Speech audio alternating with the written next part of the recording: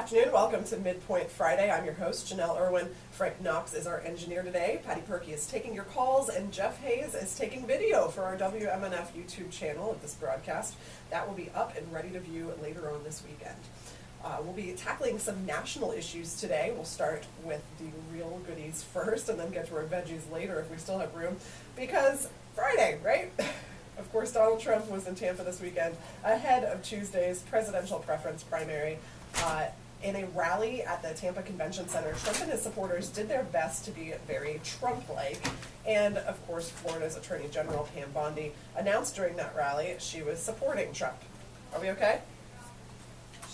She started her appearance introducing Trump with an awkward hug shared with New Jersey Governor and failed GOP presidential candidate Chris Christie. Seriously, guys, he went in for a hug, and she looked like she wasn't too keen on reciprocating said hug. Then she opened her remarks by playing on the ever-so-common theme of fear that most of us political observers attribute Trump's rise in the Republican Party. Same reasons, and as Attorney General, I look around this country and this world, and it frightens me now, and it should frighten all of us. Yes, Attorney General, we are frightened, but we're scared of Trump, and that's not what you mean. Folks, even established Republicans holding political office, if Bondi's remarks are any indication, think that Donald Trump supporters are a little slow. Listen to Bondi speak to them as if A, they don't speak English, or B, since Trump supporters are overwhelmingly white and typically hate anyone who doesn't speak English, they're a bunch of 4-year-olds.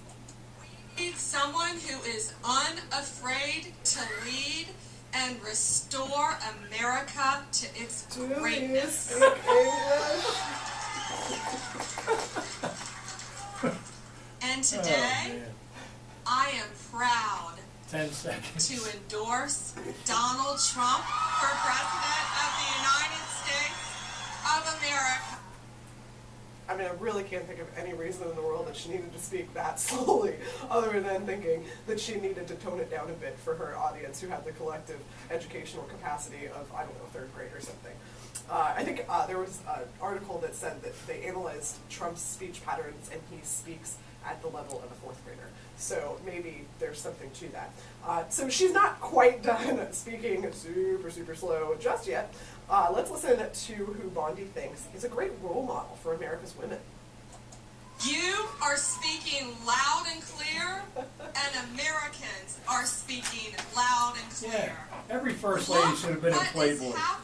Every First Lady should have been in Playboy. Right. Look how many people Donald Trump is bringing out in America. What does Yeah, all that the mean lunatics. for our democracy? Like never before. Like never, ever before. You know, Donald and Like I outsiders. have been friends for many years. And I can tell you some things about Donald that I have seen firsthand. I have seen how he interacts with his children. I see how he treats Ivanka and his kids. And by the way, Ivanka is brilliant. And she is a role model for young women all over this country. Now, if this were television, this is the part of the show where I would show a bunch of images of Ivanka posing nude in some rather compromising positions to draw on the obvious question as to whether or not Ivanka is really such a great role model compared to some other first ladies, of course. But it's not. So I'll just remind folks about all those times Trump has made references to, in the words of Trevor Noah, banging his daughter. This is the political climate in the 2016 presidential election, folks. We have references to penis size, endorsements from former white supremacist leaders, a PBS documentary that showed a Trump supporter with not one but 2 white supremacist symbols tattooed on her hands, and a candidate who wants to build the Great Wall of America. And it doesn't stop there. As you all know by now, Sarah Palin has endorsed Trump, and she was kind enough to join him in Tampa this week, despite the fact that her husband was in the ICU after a snowmobile wreck. While Palin didn't sound quite as drunk as usual, she still made a grand entrance into the Tampa Convention Center by obnoxiously squeaking, "Hey guys!" over and over. Hi guys. There it is. Thank you so much for being here to support the next President of the United States of America, Donald J. Trump. Sounds like she's Boy, are stoned. you ready to make America great again? Well, Make lot America of the this laughing stuff to stock you. of the Tomorrow world. is the I mean, big it's just so day, entertaining. and a lot of the eyes, of course, of the world will be on Not you quite as all good though without and the your facial efforts to get expression. out I know. Oh, and to do the right thing and helping to lead the rest of the nation The rest in of this the nation. movement that we have going on. Hey, guys. I keep saying Donald Trump, with all due respect, Mr. Trump, is not about you. It's a movement. This is a strategy. You wouldn't know that by the way he An talks. It's all about him. An opportunity to I love take his our faces when he country takes the back stage. to a government on our side again. 30 seconds. Then he goes like this. And yeah, good to be here. Yeah. Thawed out. What a Little schmuck. Alaskans. Falling out. I thawed out. Before I got on a flight to get up here, I was out ice fishing on my frozen lake. And my husband was out snow machining. 10 seconds. And thank you guys for your prayers for my husband, who is recovering right now in ICU after a little wreck on a snow machine. So thank you. And of course, us folks in the media are not her friends. What we don't have time for is all that petty, punk-ass little thuggery stuff that's been going on with these quote-unquote protesters who are doing nothing but wasting your time and trying to take away your First Amendment rights, your rights to assemble peacefully, and the media being on the thug side. What the heck are you guys thinking, media? It doesn't make sense. It doesn't make sense. Yep, protesters are clearly all thugs in the media, a bunch of low-life scum. Got it. Thanks, Palin. And this annoyance among Trump supporters has become a theme. Trump's been criticized for encouraging his supporters to beat up on people who disrupt his rallies, at one point even offering to pay for their legal fees. But after pretty widespread blowback from it, Trump sounds like he's maybe changed his tune just a tiny bit. Let's hear from him, and then we're going to get right to the phones. The number to call if you want to chime in on this conversation is 813-239-9663. Later on in the show, we're going to try to get to the Supreme Court nomination that President Obama announced earlier this week as well, so that's something that we're going to get to probably sometime in the second half of the show, but for right now, it's the Trump show. So 813-239-9663, and let's go ahead and hear how Trump handled one of many disruptions from protesters at Monday's rally at the Tampa Convention Center. We have to have the wall. We have to stop the drugs from pouring in and poisoning our society. We have to do How do you put a and we wall will do it. through the Rio Grande? And we will do It's it. nothing And but it's going to be swamp. done. And that was The really wall, the thing. they I put must say, New 650 Hampshire foot was of my this first wall up. It big, cost big $4 million. And it was a Long time tremendous, ago. lopsided victory. High tower went through Oh, this, and I that's said, okay. Don't hurt her. Don't I didn't know hurt it was her. that expensive. Is it hot Don't in hurt here? her. Or is It's it a me? little warm. You know, every once in a while we'll have a disruptor. I don't call them protests. Look at those cameras, the way they turn. It's so incredible. They never turn unless there's a protester, right? They never turn unless there's a protester. You hear the guy from CBS said, hey, You know, Trump's I great, go- said, we're making all kinds of money. Sarah, He said last Sunday, he said that. Places, and sometimes we fill up stadiums like in Dallas, and I'll go back, I'll call my wife. I say, 25 how was it? seconds. She said, was it a big crowd? I say, look, it was massive. But unless there's a protester, they never turn. And I thought they physically couldn't turn until, it's true, until we had a protester in the back upper corner, and they looked like pretzels, those cameras. They could turn. I've never seen anything like it. So anyway, hey, look, the crowds we're getting are enormous, enormous. All right, so that was just a little bit of Trump's speech from, if you want to even call it a speech, from Tampa's rally, the rally in Tampa on Monday, which was, you know, it wasn't even one of his more bombastic rallies. It was actually fairly subdued. But nevertheless, you had Sarah Palin, you had Chris Christie, you had Pam Bondi, who, you know, said one of the reasons she's endorsing Trump's is because of her mom. I mean, come on. What have you ever heard stuff like this? It's just absolutely insanity that this is what we're watching, but it is. And, you know, you see headlines like, you know, what happens if Trump loses, from people who are speculating that even if he doesn't win the White House, that the shift in our nation among his supporters has grown so angry and potentially even violent that it's still something for us to fear. There's fear among, of course, the Republican establishment that Trump's presence in this race is completely splintering the Republican Party. You have people who are jumping in line to fundraise for Ted Cruz because they see him as the last possible route to stopping Donald Trump from getting the party's nomination.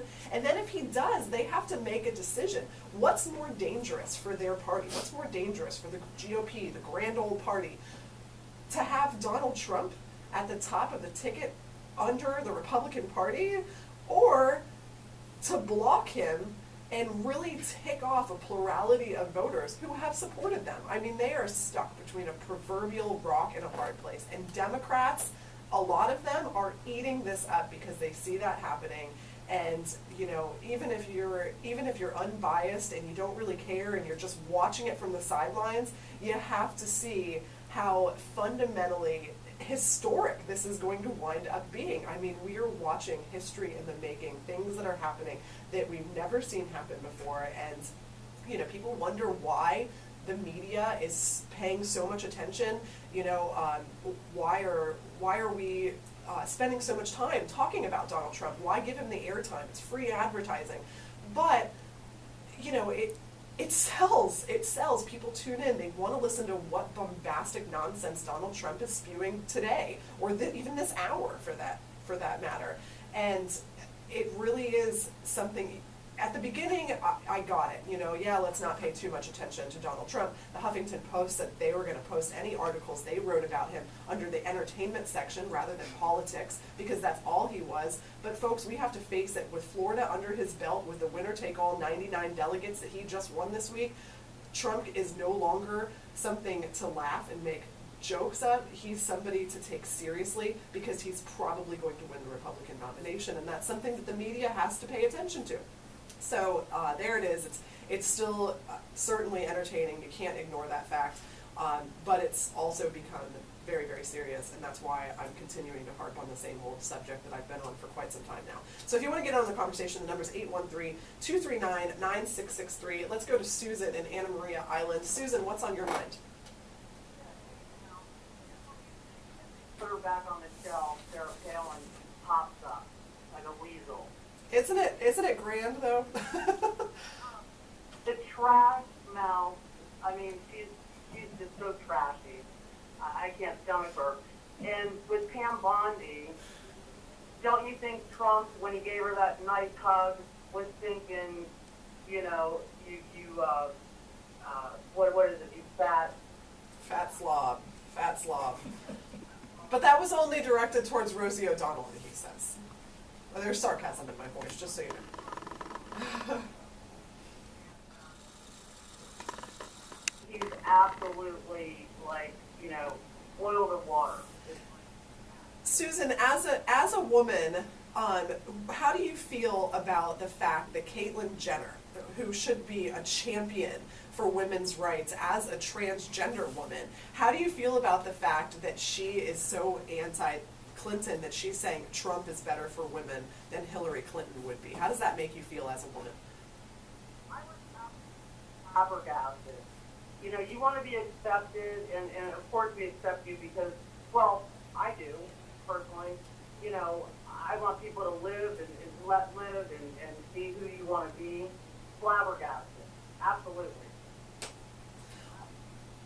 All right. Go ahead, Susan.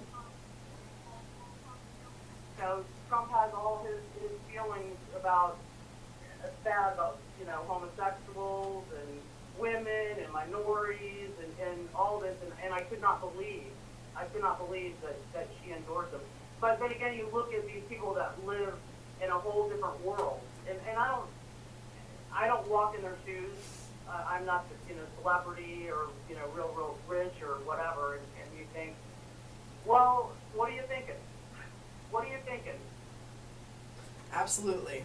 Susan, thank you so much for the call, and you enjoy it down there in beautiful Anna Maria Island. I'm jealous. Awesome. Next time I'm down there, I will look you up.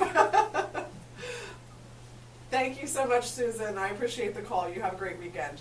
So the rise of Donald Trump has really largely been attributed to this sense of fear among people who are fearful. You hear Donald Trump over and over again play upon how in danger our nation is, and this concept that we need to reject any Muslims from entering the country whatsoever until we, figure out what's going on. And you're just, people I think are starting, or have been, ignoring the way that he talks and the things that he says, the fact that he hasn't really said anything substantive at all. If you ask him a policy country, he just tells you, oh, we're going to have a great plan and it's going to be great. Well, Donald Trump, what is that plan? It's an awesome plan. Okay, you've told us absolutely nothing other than using the words great and awesome in the same sentence. Congratulations, you're running for president of the United States. And it's really because people are just fearful. And they see him as somebody who's not going to play the political game of being politically correct, and he's going to step in there and he's going to make sure that everybody's safe and sound. And I think that a lot of people who are above that, who are smarter than that, and see what's really happening in this nation in terms of national security and things like that, know that it's really silliness, but it's happening and it's real and it's vast, which is, us in the media, we never expected Trump to come this far and remain the front runner and look like he's going to probably be the presumptive nominee. It's fascinating, I guess, would be the words to use. I'm going to go to Kelly in Tampa, even though I'm skipping over some people who have been on hold on for a while. Stick with me. There's a reason I'm doing this. Kelly, is this the Kelly who was ushered out of the rally?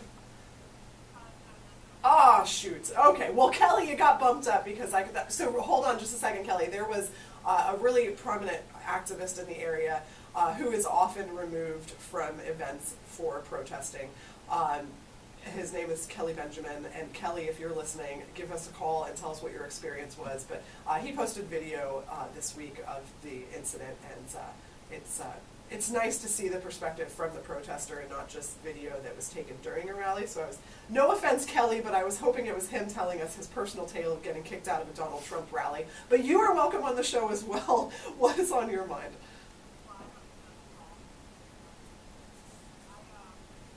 I wanted to offer 2 points of information, and I really don't have any other discussion, but I have not heard anybody say anything about Governor Scott being on the short list for VP for Trump. I have, although it was quite some time ago, and it hasn't really, it kind of fizzled, so I don't know how. Not really, although let's break it down and see what that would look like. Donald Trump, obviously he has to worry about, with the nomination, how is he going to be relevant in a general election? How is he going to beat the Democrat, whether it's Hillary Clinton, which is increasingly looking like it's going to be, or if Bernie Sanders somehow makes a miraculous comeback, if it's him. And one of those things is going to be bringing on a VP who espouses views that are going to attract people who wouldn't have otherwise voted for Trump. So he probably needs to be looking at people who are potentially women, potentially a minority, people who are maybe a little bit more moderate, definitely more couth than he is. These are things that he needs to bring in to balance the ticket.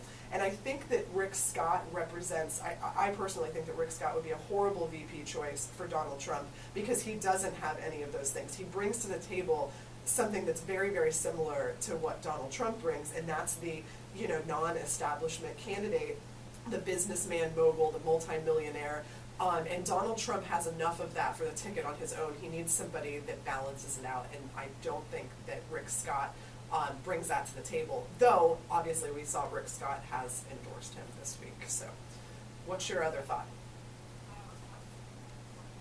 About the parallel of Dr. Carson admitting that he might be an advisory or / possibly a cabinet. Yeah, I mean, that was not very smart of Ben Carson to admit, first of all. That was quite dumb, actually.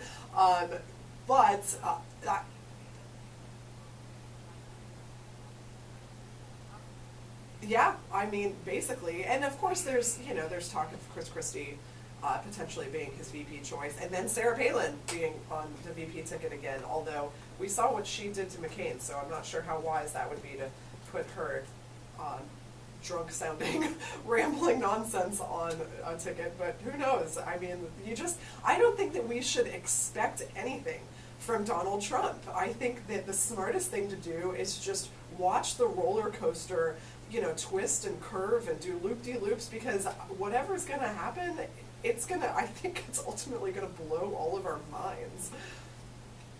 Anything else for us, Kelly? Uh-huh. People questioning why she would choose Trump, but everybody also knows that she's always been conservative, Republican. Yeah, yeah.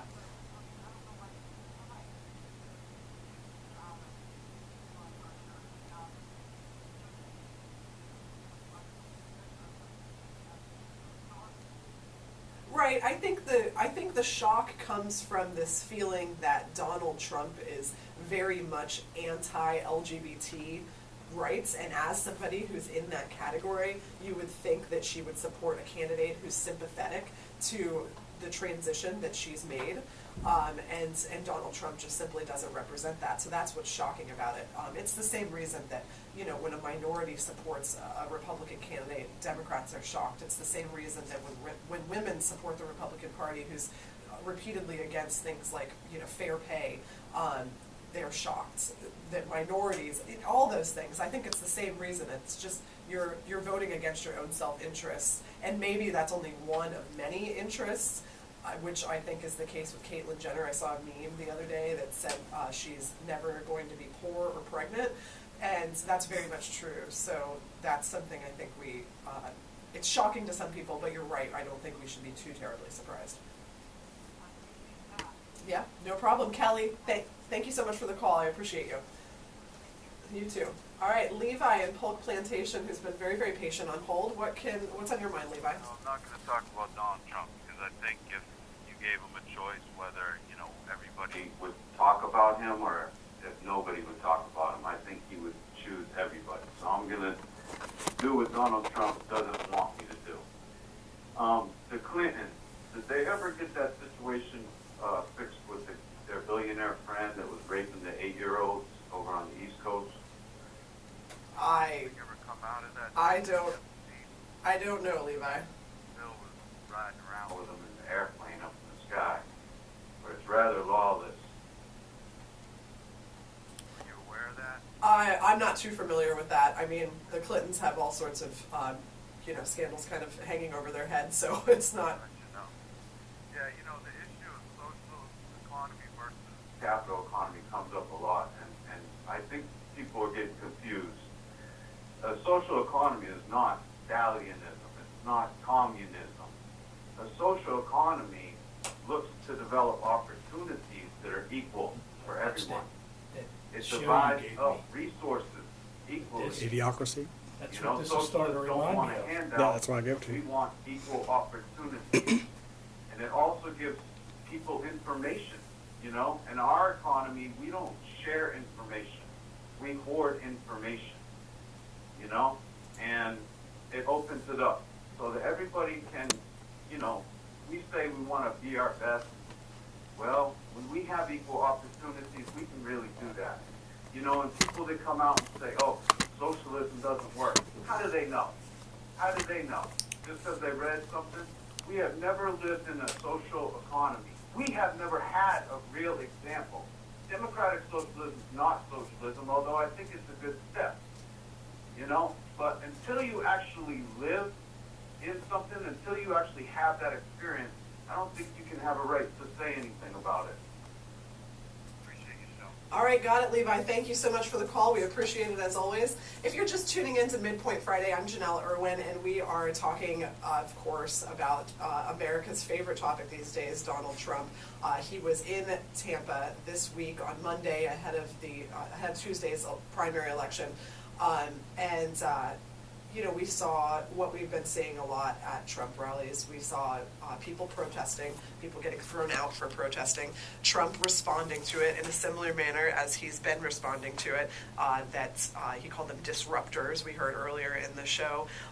He refrained from some of the more bombastic remarks about, go ahead and punch them, or I'll pay your legal fees, things like that.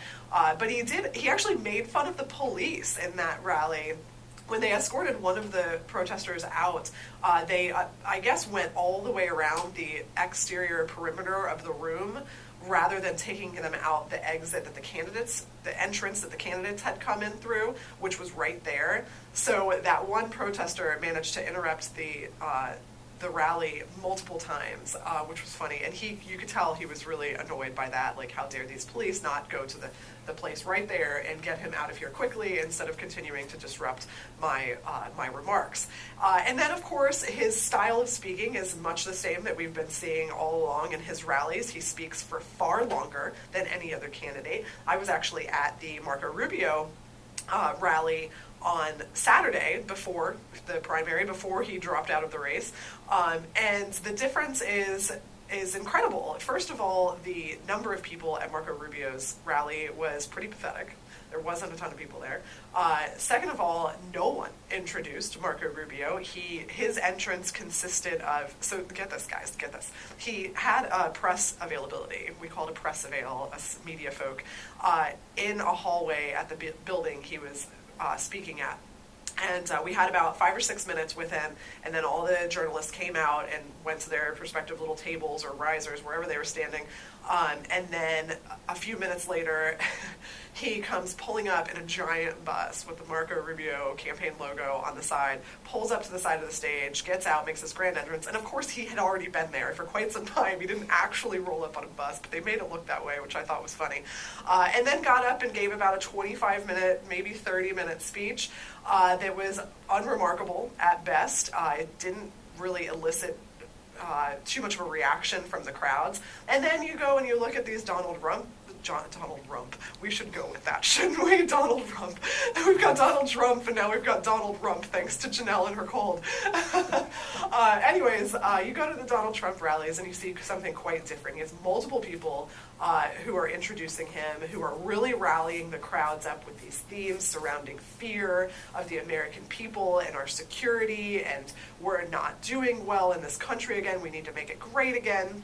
And then he comes up, and he's unscripted. He doesn't really have talking points that he sticks to, but yet the crowd just eats it up. They absolutely love it, and it's so remarkable to see the contrast between the two types of rallies. And it's working for him, which I never thought would happen, but it really is working for him.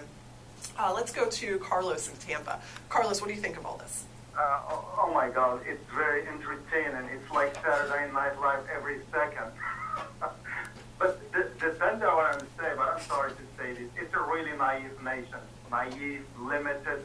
Rob Leroy, I believe on Tuesday, Wednesday show, interview, at the Trump rally, interview a teacher and his wife. And listen, these guys, they listen only to Hannity, and that's from where they are getting their information.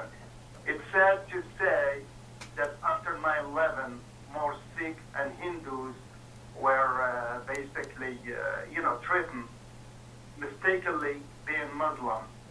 4 or 5 years ago, when Russian troops invaded Georgia, the country of Georgia, a lot of people in Georgia made phone calls to the radio station and the police 911.